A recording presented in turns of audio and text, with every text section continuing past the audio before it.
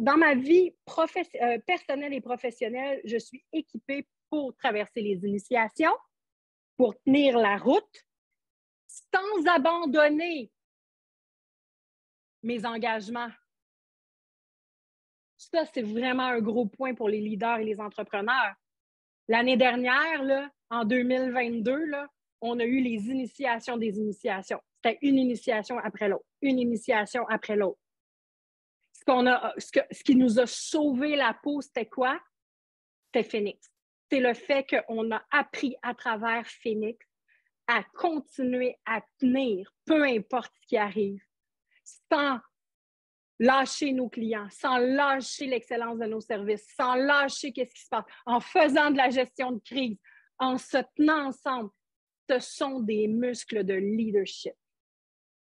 Pourquoi? Parce que le leader, là, imagine, là, vous avez, je ne sais pas moi, 50 clients, puis il se passe quelque chose dans votre vie.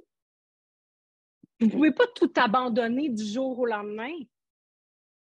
Moi, il y a quelques années, ma mère est décédée. J'avais une dizaine de clients. Mais j'ai continué à servir mes clients. Pourquoi? Parce que j'ai la solidité intérieure pour tenir de multifréquences en même temps. Je peux tenir totalement une fréquence de prendre soin de ma mère, de l'aimer, de l'accompagner. Je peux prendre soin de tenir une fréquence, d'être la leader de ma business, puis de régler des affaires qui sont plus difficiles avec mon team.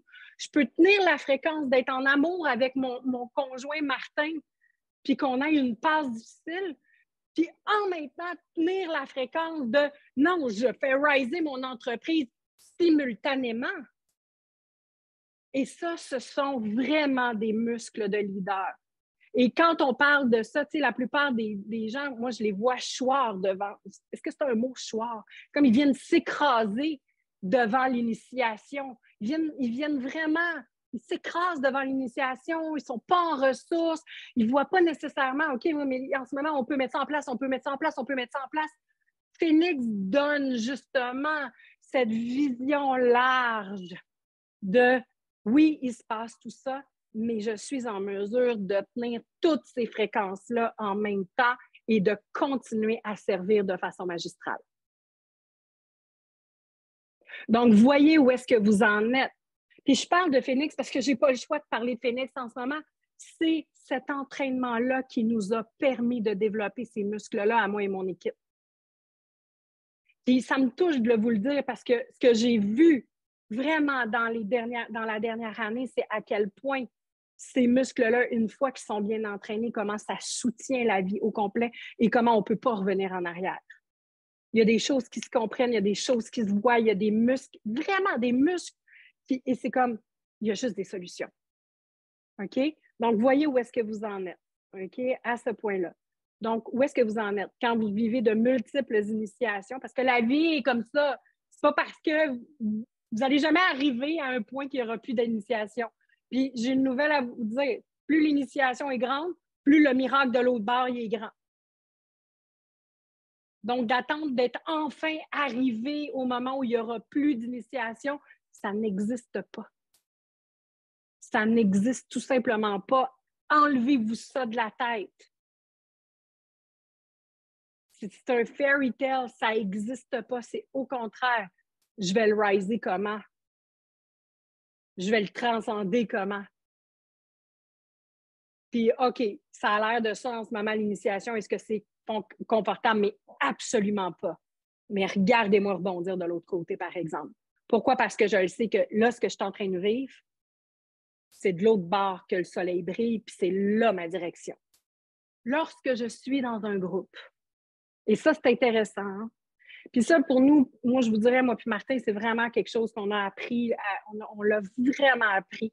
Et c'est quelque chose qui nous garde à tous les jours de notre vie, puis c'est quelque chose qui nous soutient à tous les jours de notre vie. C'est vraiment d'apprendre. Ça me touche, Martin, parce que je te vois la fraise ici, puis ça me touche de te voir, puis c'est vraiment quelque chose qu'on s'entraîne vraiment, tu sais. De vraiment, Martin, c'est mon amoureux, c'est mon partenaire de vie, c'est mon partenaire d'affaires, c'est mon partner in crime, c'est le père de notre enfant, c'est mon tout. Donc, c'est vraiment d'apprendre à, en tant que leader, quand je suis dans un groupe, de trouver ma place, de tenir ma place et de me mettre en service en tenant cette place-là. Et ça, c'est tout un entraînement. Et ce que je veux dire, c'est qu'on a deux types de leaders. Il y a le leader qui va tenir sa place de façon défensive, qui va être constamment en train de demander de l'attention, qui n'est pas en conscience de ce qu'il est en train de créer dans le groupe. Il y a comme une zone de flou.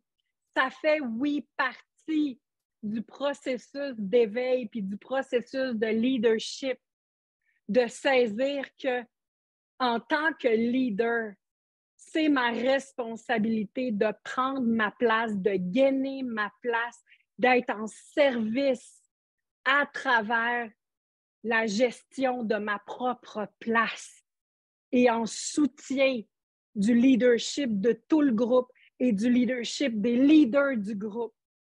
Et que c'est comme ça qu'on devient des piliers dans le monde. Et que ça, c'est un entraînement en lui-même qui demande tellement d'humilité.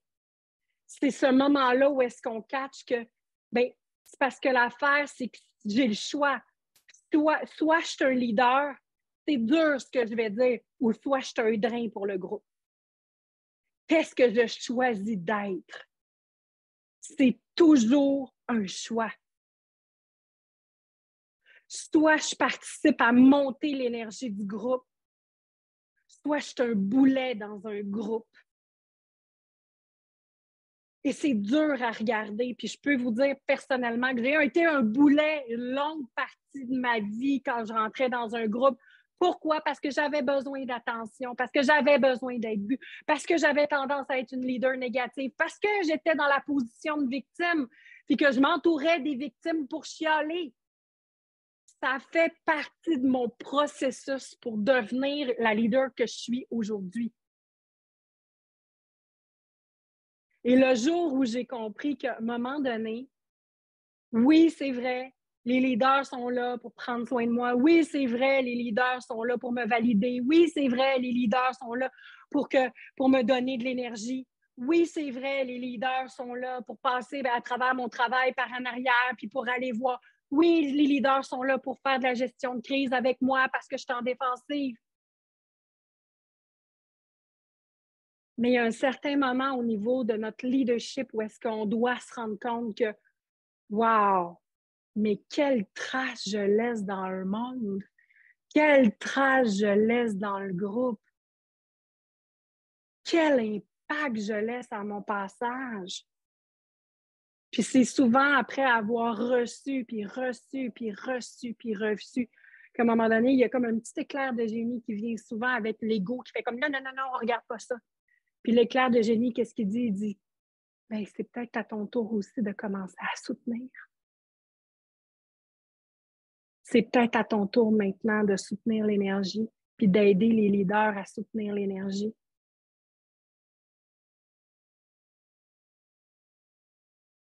Et une fois que l'ego est passé, puis qu'il a vu que, OK, gars, je fais ça. Let's go. Je m'engage. Je tiens ma place. Je fais le ménage de ma place. Je suis reine de ma place. Et je participe à monter cette énergie-là.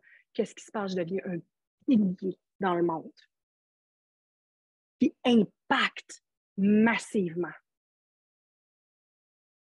Et soudainement, je me retrouve assise dans ce même groupe-là, puis je me rends compte que je suis autant un leader que ceux que je voyais qui étaient des leaders du groupe. Je suis un leader, je tiens l'espace et je contribue massivement à influencer le groupe, à s'élever, à grandir, à se transformer. C'est un processus alchimique.